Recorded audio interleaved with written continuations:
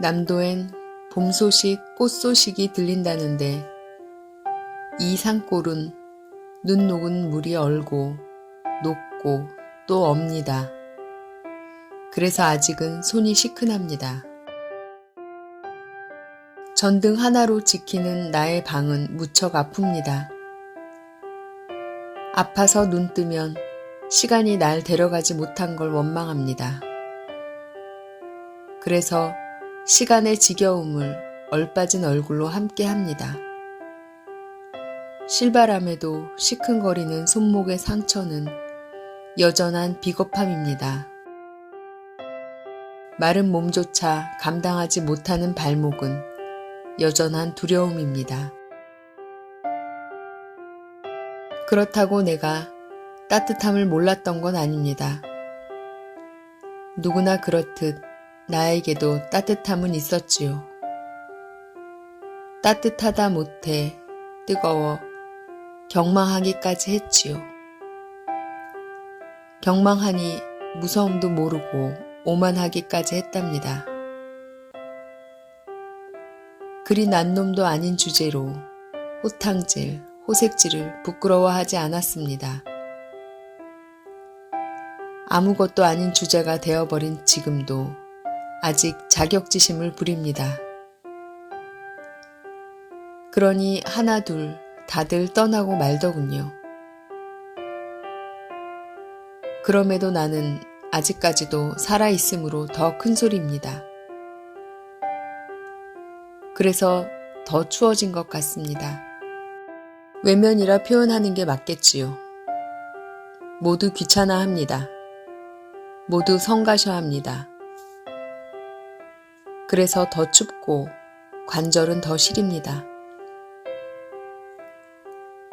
마음은 텅 비어있고 관절 마디마디는 더 시큰합니다.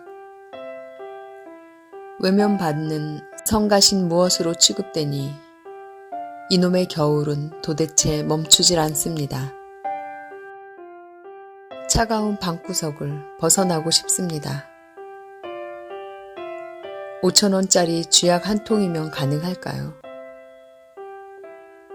손목이라도 그으면 몸속을 깨끗이 정화할 수 있지 않을까요?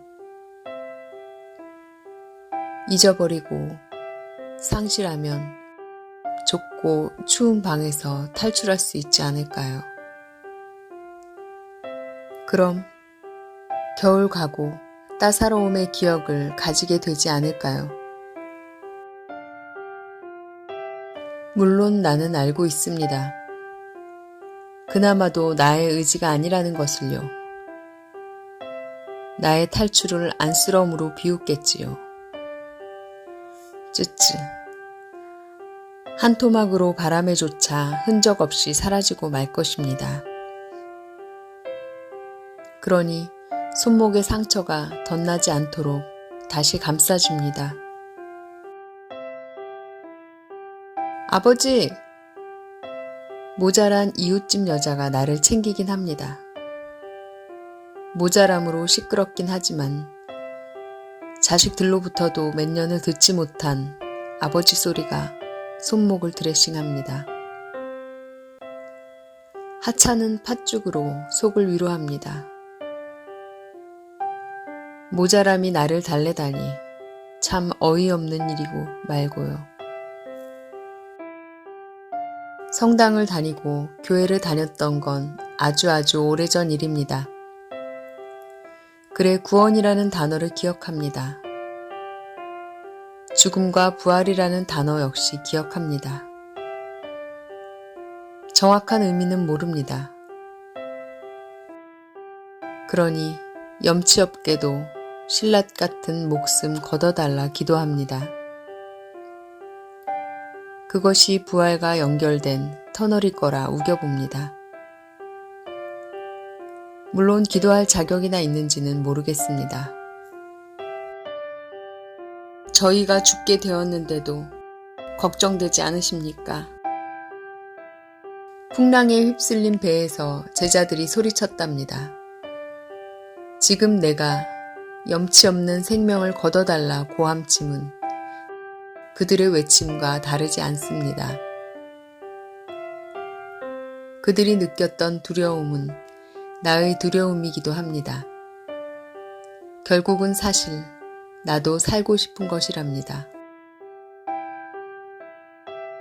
한 평짜리 방 안에서 벗어나면 곧 한 평짜리 공간에 누여지겠지요.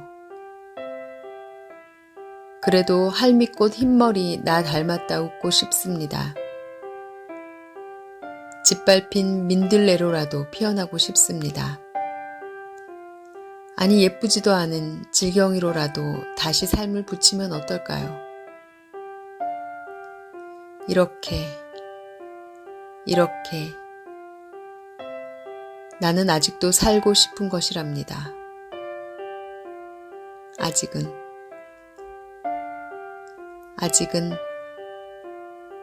아프기도 하지만 나도 당신의 나라에 들어갈 수 있을까요?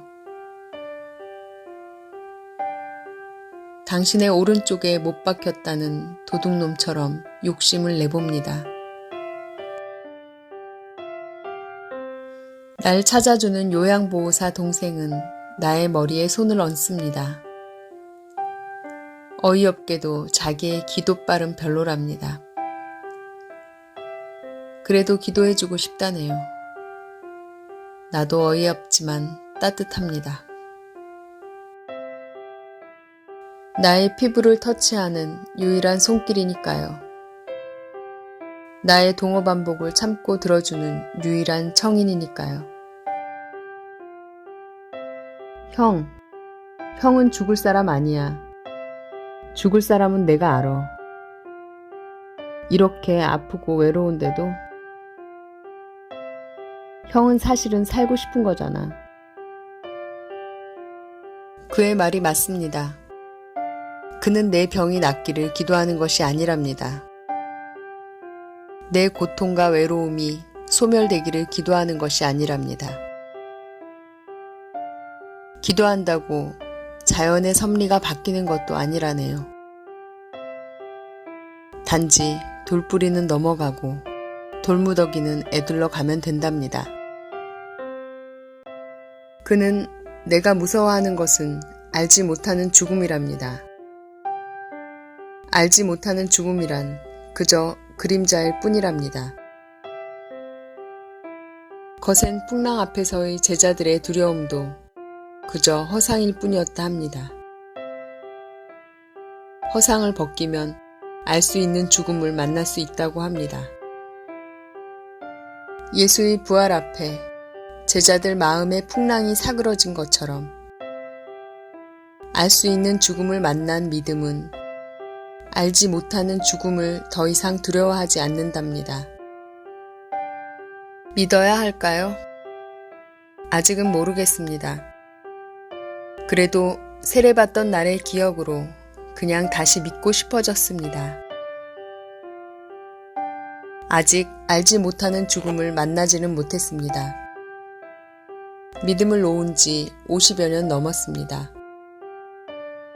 경망스러운 길을 떠나 쾌락에 젖어왔으니 오죽이나 할까요? 그런 주제로 다 잃고 나서야 알 수 있는 죽음을 궁금해하니 참으로 간사한 일입니다. 그는 알지 못하는 죽음으로 죽는 것은 결코 구원이 아니랍니다. 그러니 쓸데없는 짓 말고 알 수 있는 죽음을 기다리랍니다. 늙어진 몸의 부활이란 건 기대조차 하지 말라 합니다.